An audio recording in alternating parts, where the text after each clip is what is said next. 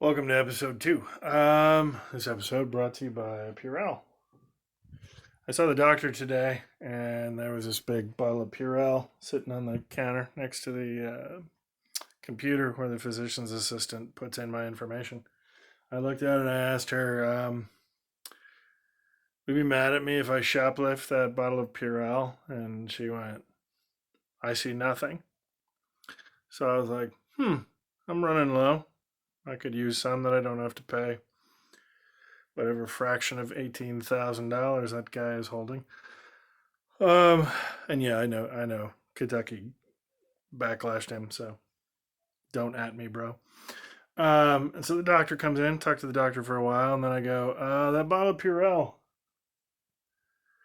gonna bother you if I take that with me? And he goes, I won't lose any sleep over it. All right, well, PA says it's okay. Doctor says it's okay. Goes in the back pocket. And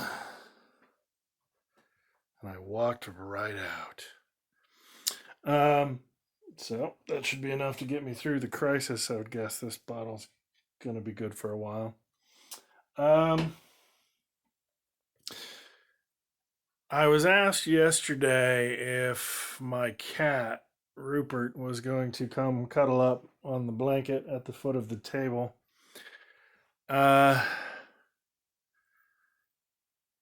No.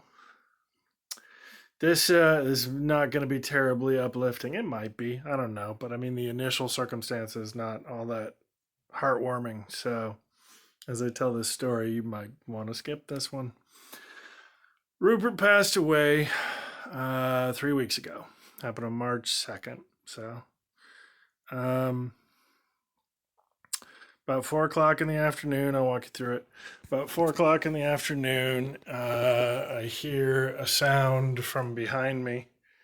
And, I've moved the table since then. This table was against that wall, and Rupert was laying beneath it. And I hear this noise, this shaking sound, and I look back, and Rupert's paws are out. Her eyes are open, but she's shaking. She's having a seizure. Goes on for about a minute. It's worth mentioning that I did not have my car. I dropped my car off at Chevrolet dealership to have a repair done, so I was without it. So I start trying to call mobile vet, and I leave a message with two of them. Then neither one of them ever called me back. Then I start calling friends who are cat people, and those friends, one of them volunteers to try and find me a vet. Another one says he'll drive down and keep me company. Um, Actually, at the time, he was offering to drive down and drive me to the vet, or drive Rupert to the vet.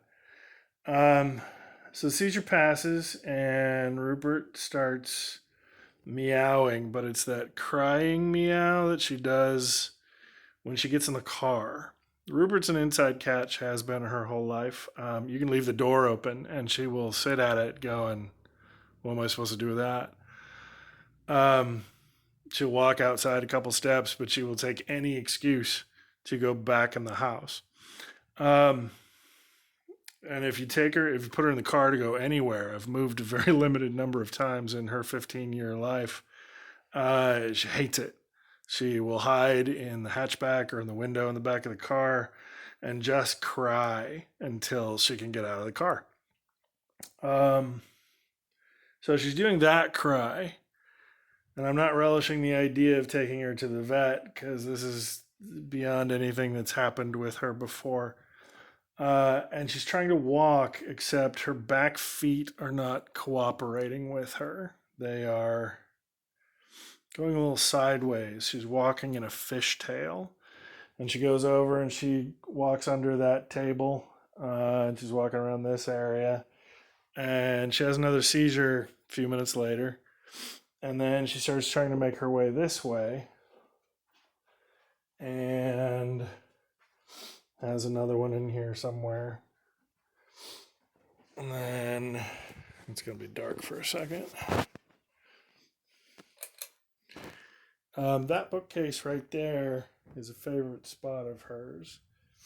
She likes to be down in that corner, and she likes that crinkly paper. And so she had a seizure, and every time the seizure passes, she tries to run. And in this case, she was essentially trying to run into the bookshelf. And eventually, she just lays down, and I lay down with her. And one of my cat friends says, just make her comfortable, bring her something that she likes the smell of. And I know she's taken a liking to that green crinkly paper, and she loves to lay on my shoes because she likes the smell of those. And so, between 4 o'clock and 6 o'clock, and again, neither of the vets ever called me back. I didn't have a car, didn't have a way to get Roop to the vet. Um, she has about 10 seizures between 4 o'clock and 6 o'clock, and she's struggling to breathe, and I feel terrible. And I feel because my hands are I'm petting her and trying to comfort her, and I feel her heart start to race, and she gets really tense, and then it just stops. And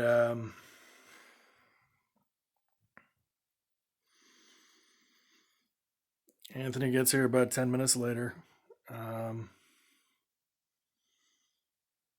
I just sit with Roop, and Anthony and I talk, and